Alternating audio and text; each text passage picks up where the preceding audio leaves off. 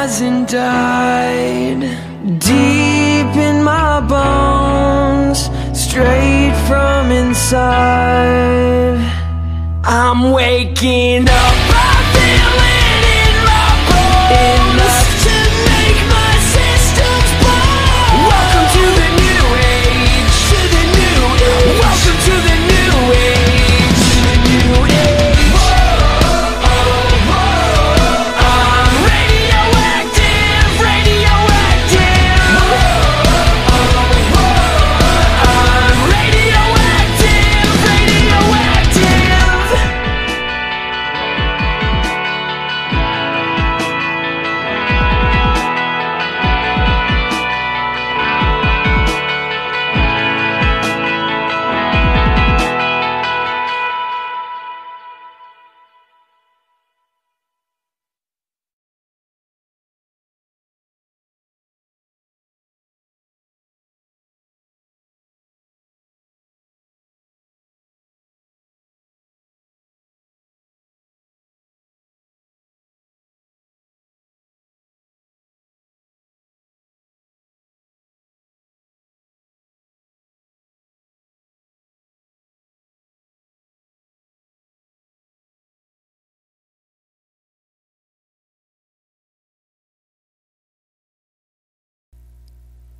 Hello, my pack, my tribe. Welcome to Howling After Dark. Good morning. I was going to do this last night, as intended, but kind of didn't work out that way, unfortunately. Spreaker is a wonderful way of programming this show, but unfortunately, while they do offer free services, I pay for mine, and I guess payment came due, and I no longer had enough space to actually do the show until today, when I could pay them. So, there you have it. Okay, going on with the show. Some interesting things have turned up lately.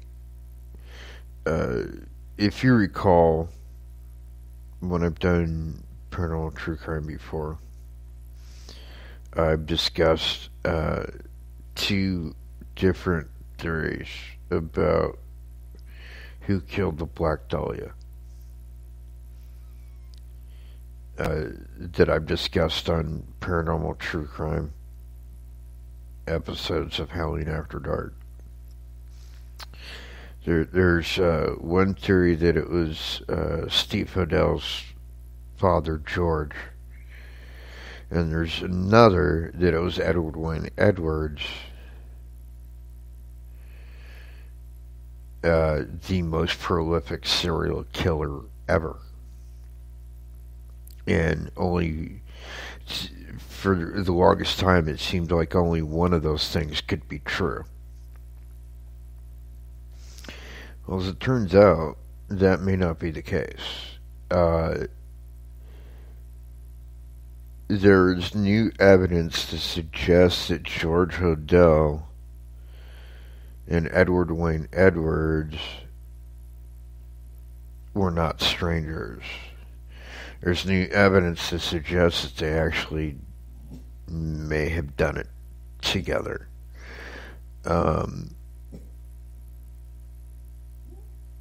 Which is mind-blowing and actually makes a lot of sense. For starters, we know that there was actually an earlier crime that happened in the 1930s. In 1947, let's start here. In 1947, Edward Wayne Edwards would have been, I believe, 17 years old.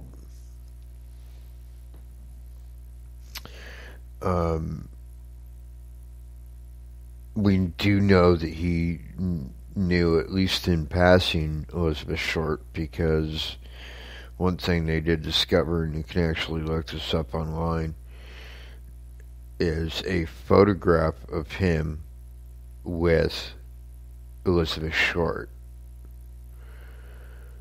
shortly before her death.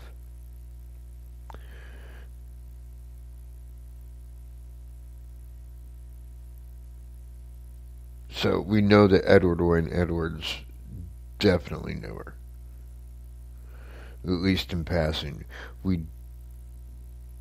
There is no such evidence, as far as I'm aware of George Hodel like really knowing her, but I really wouldn't doubt it because he was kind of a wealthy guy at the time. And not to besmirch the name of Elizabeth Short, but she was a aspiring actress in Hollywood. The typical Hollywood story. So she would have really gravitated towards a guy like George because of his money and, more importantly, his connections with Hollywood. Because George Hodel was actually a surgeon.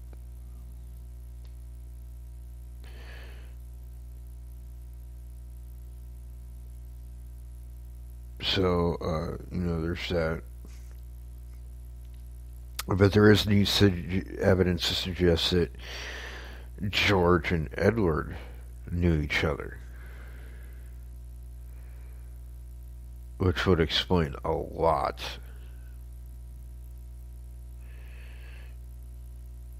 And may have actually committed the crime together. But what we do know for sure is that Edwards actually committed a similar crime years earlier when he was 13. That happened here in Ohio. And like the details of that crime were almost dead on accurate with the Black Dahlia case. I mean, almost exactly the same.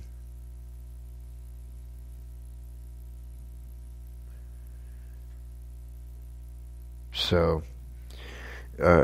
that's been going on. And if I know if you're asking, what's this have to do with the paranormal? Well, I'll tell you. First off, if Edwards does turn out to be, which I don't know if we'll ever be able to prove it, but if he does turn out to be the most prolific serial killer of all time, he's got hundreds of deaths associated with him. That's a lot of hauntings. First off, one thing we are almost 100% positive of, by the way, is that Edward Wayne Edwards was in fact the Zodiac Killer. And the reason why is because there was handwriting analysis done on known samples that were taken from Edward's journal. It's like a little journal that he kept. I believe he had it in his possession until his death in 2010, 2011. But samples from that were compared to handwriting samples from known letters from the Zodiac Killer, and they were almost an exact match. So either Edwards is in fact the Zodiac Killer, or he was just playing games with the cops and decided to write a few of the Zodiac letters.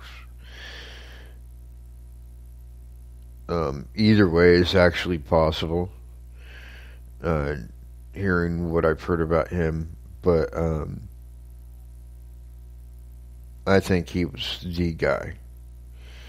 I think he was the Zodiac Killer.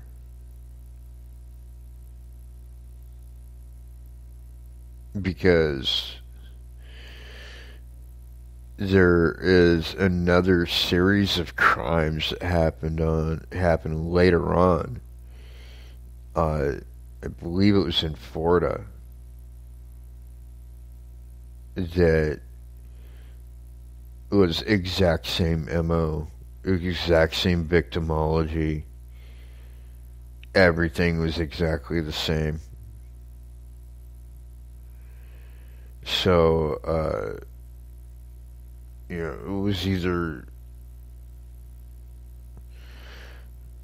a copycat or the actual Zodiac Killer. But see, here's the problem. And this is where questions about Edward's innocence start to unravel.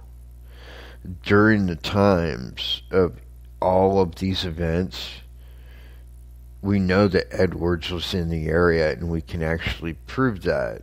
Well, when I say we, I mean law enforcement can actually prove that because of hotel receipts, diner receipts, air travel stubs, etc., etc. They can prove he was in each of these places during these crimes.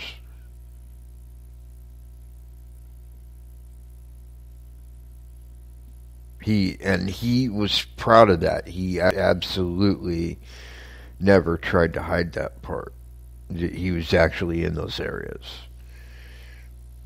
And we do know that he admitted to, I think, like 10 separate murders. None of them were like the Zodiac or Black Dahlia or anything, but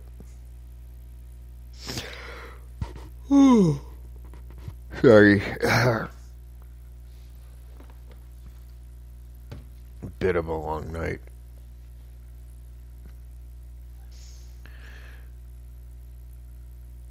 But George Odell actually fled the country during the investigation with the Black Dahlia, which moved a lot of suspicion on him. He was actually was never charged with the crime, but he was actually detained and questioned about it after his return. And all the detectives and stuff that were involved, they all swore up and down that this was their guy. Which, I gotta be honest, like, that to me alone is strong indicator that he was in on it. Because for that many cops and that many experienced cops to feel that way, there's something to that. And then what was really interesting is all of a sudden it seemed like practically overnight the Black Dahlia case went cold and cops in LA weren't really talking about it anymore. And I think that's because Hodel was rich. And He knew politicians. He had parties at his house for a lot of the politicians that ran LA at the time, the mayor, city council members, etc. Hell, I think he even he had a dinner party at one point before this murder took place. I believe at one point before all of the Black Dahlia stuff happened, he actually had a dinner party at his house with the chief of police.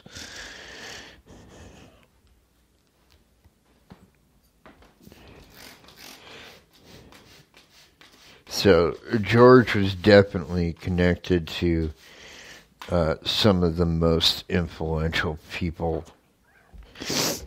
in Hollywood at that time. We know that.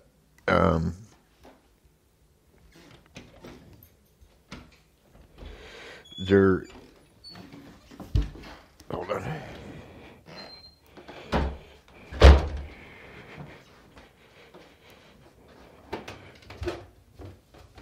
Sorry, going downstairs to grab some coffee.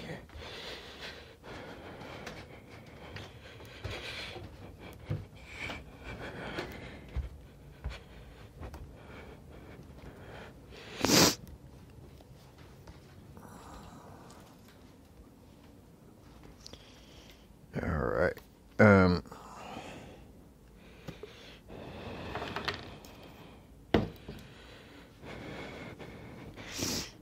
There is evidence to suggest that one or two murders actually took place in George Hodell's home. A lot of the evidence that's come to light, by the way, all credit to Steve Hodell, George's son, because a lot of the evidence that's come to light is in no small part because of him. And I can't imagine, what it must be like to kind of tell the world that, hey, my dad's, responsible for some of the most heinous crimes in history, because more than one murder took place in that home. Elizabeth might have just been the last.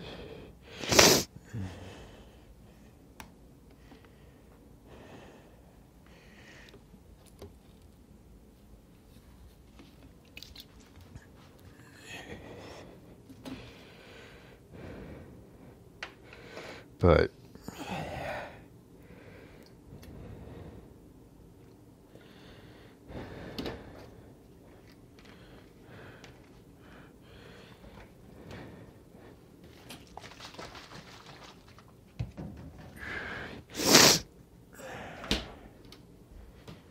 there we go.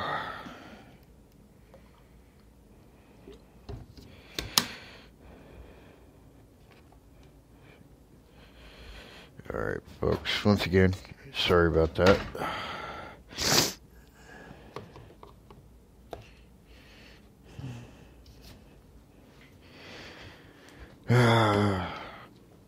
Had to get my morning coffee. Can't really think straight without it.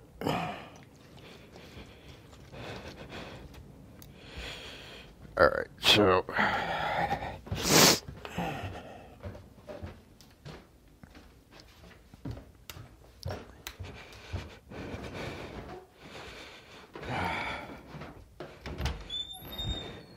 back up.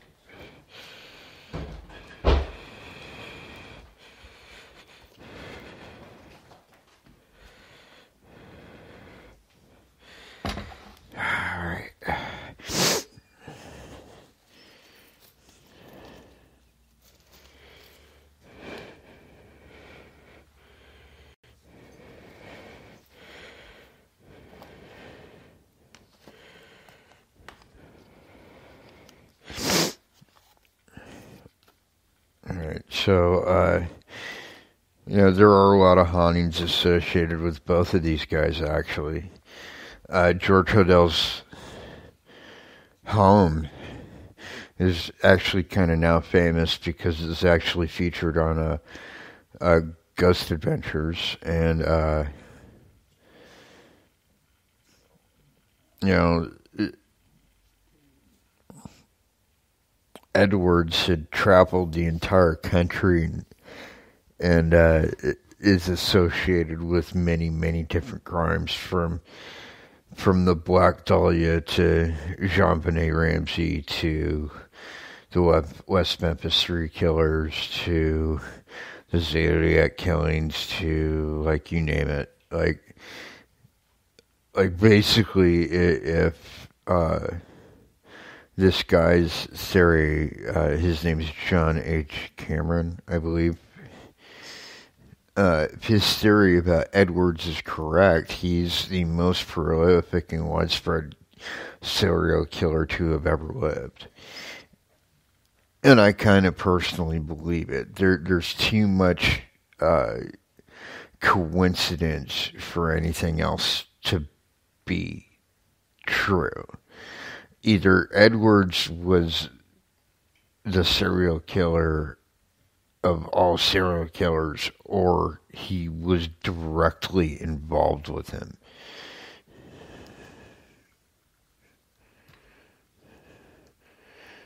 Because everywhere that Edwards was, these murders took place.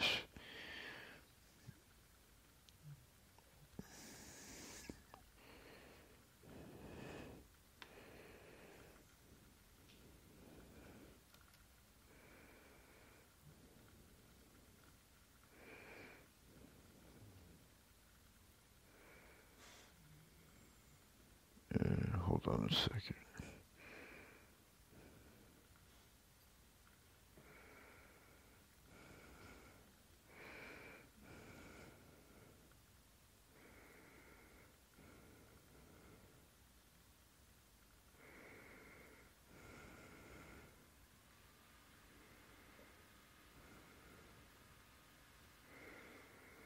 Alrighty, here we go.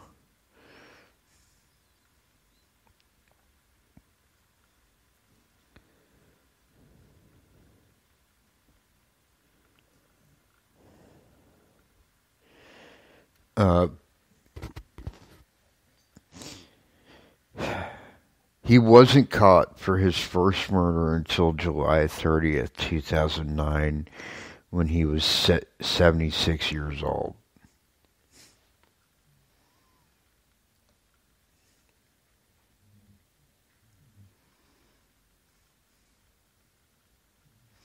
In June of 2010, Edwards confessed to 5 murders to the press, first then to the courts, trying killing and beheading 22-year-old Danny Glockner in Ohio in 1996, where Edwards is from, by the way. Yeah, this lovely bastard is ours. Edwards collected $250,000 in life insurance in 1997 for this killing. Shooting Judith Straub and Billy Lavaco, a young couple parked on a lover's lane, August 8th, 1977, in a park in Norton, Ohio. Sound familiar?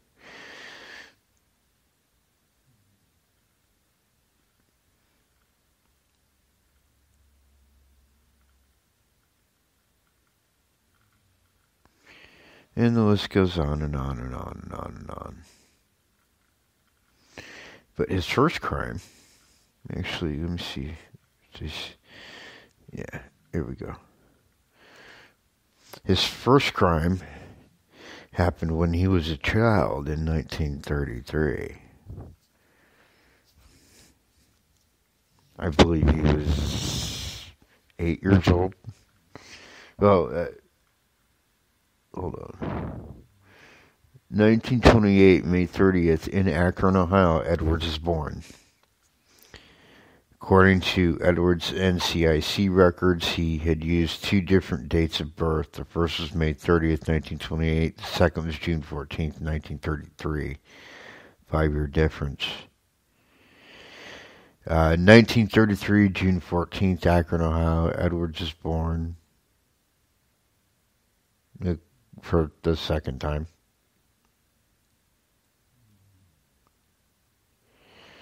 Uh, 1938, August 2nd, Akron, Ohio. Ed's mother, Lillian Myers, is shot in the stomach. August 8th, Akron, Ohio. Ed's mother, Lillian Myers, dies of septicemia. Ed is 5 or 10, depending on which birth date you go by. His name is changed to Edward Wayne Edwards. He's adopted by Fred and Mary Ethel Edwards. Mary Ethel also died shortly after the death of Ed's first mother.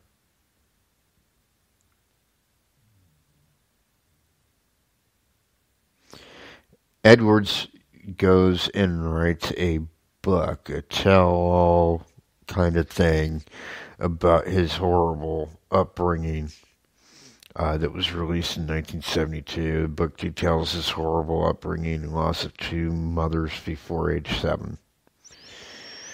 1940, October, Palmdale, Ohio. Edwards, at age 7, is sent to Palmdale Catholic Orphanage for out-of-control behavior. Edwards remains in Palmdale from 1940 until 1945.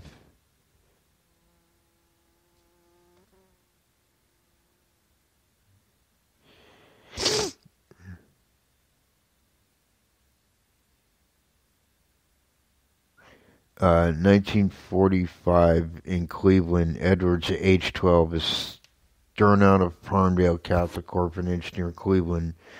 During his formative years, a serial killer who cuts people up and lays them out in public is all over the front pages, including victims who were bisected across the torso.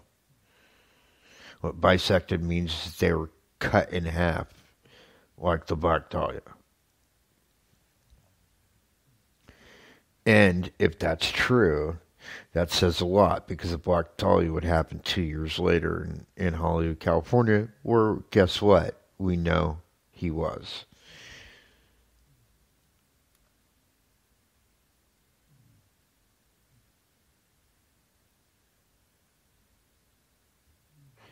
Edward Wayne Edwards commits his first known murders age 13 or 18, depending which birth date you go by.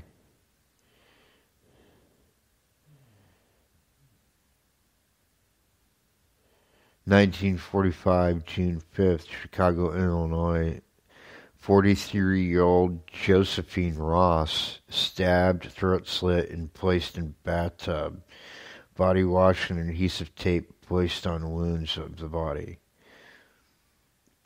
1945, December 11th. Frances Brown, shot to the head, stabbed, post-mortem, placed in a bathtub, body washed, adhesive tape placed on wounds, lipstick message left on the wall.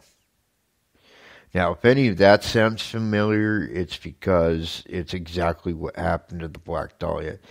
There was actually lipstick message placed on her body.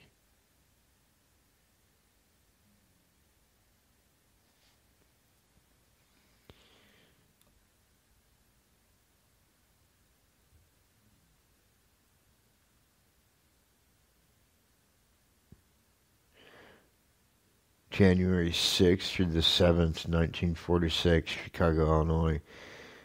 By age 12 or 18, depending which birth date you go by, Edwards had killed 2 women that represented his mother. His next victim is a 6-year-old girl. He lured her out of her home on a Sunday night and left a message and ransom note.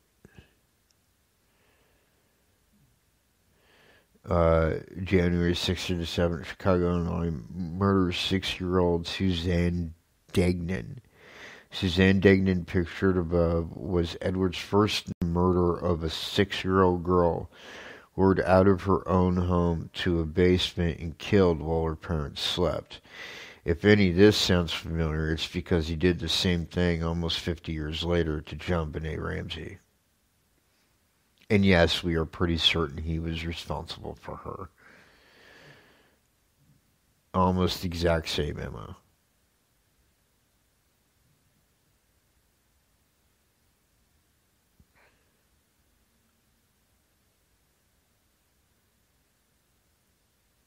We'll skip ahead here. January 15th, Los Angeles, 1947. Edwards kills 22-year-old Elizabeth Short.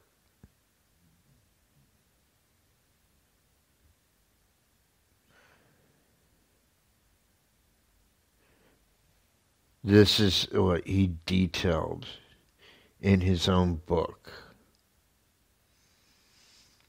for that time frame in 1947.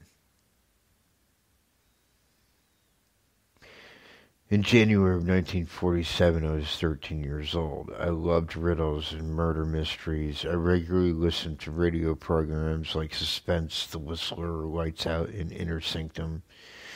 And I was impressionable. On 1/16/47, I read Fiend tortures, kills girl, leaves body in L.A. lot. The former L Examiner headlines the front page article said that the girl was nude and bisected at the waist.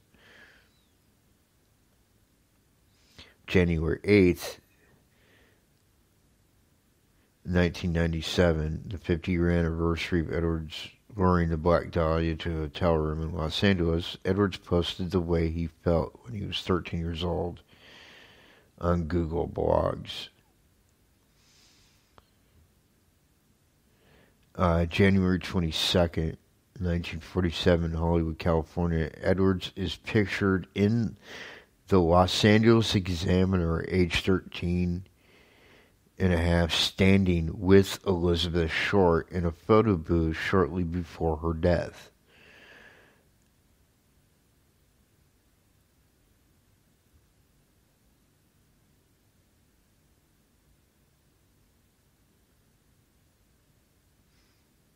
And I'm not going to continue on him because that would take literally, all day.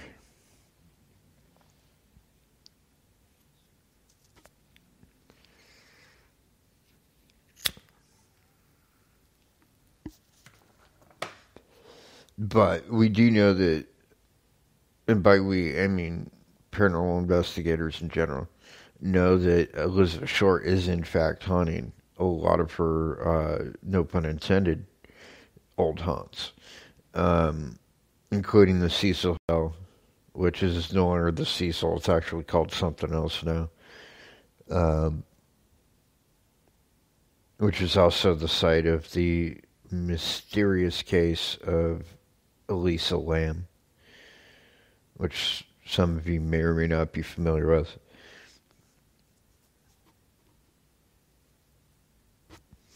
But that is one very haunted place, by the way. They've had tons of photographic evidence from that place, as well as EVPs.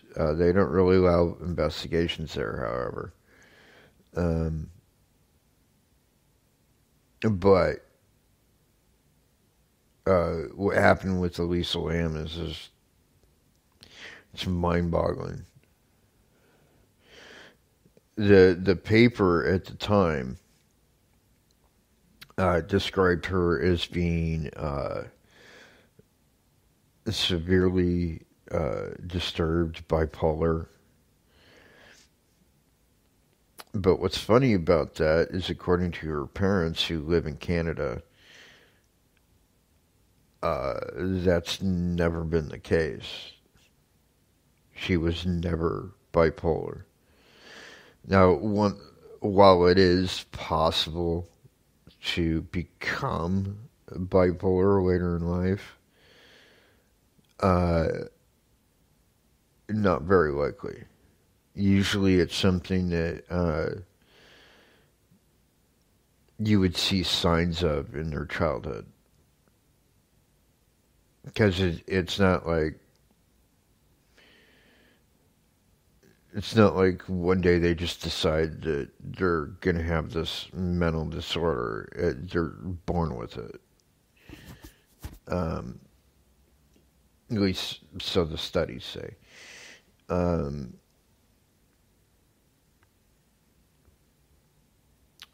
and there's actually a very bizarre uh, piece of footage you can find on YouTube of her in the elevator in the hotel, evidently reacting to something.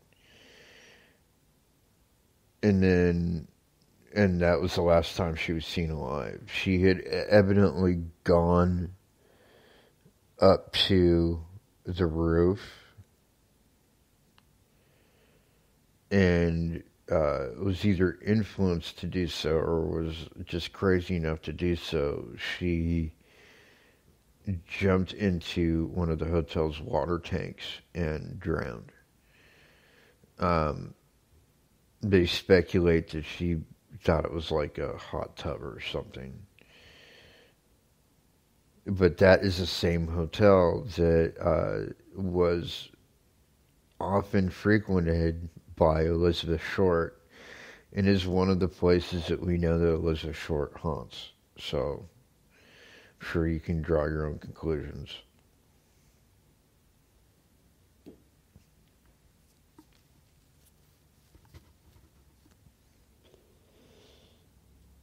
All right, folks, I've only got about 5 minutes left. Okay, so real quick. Um,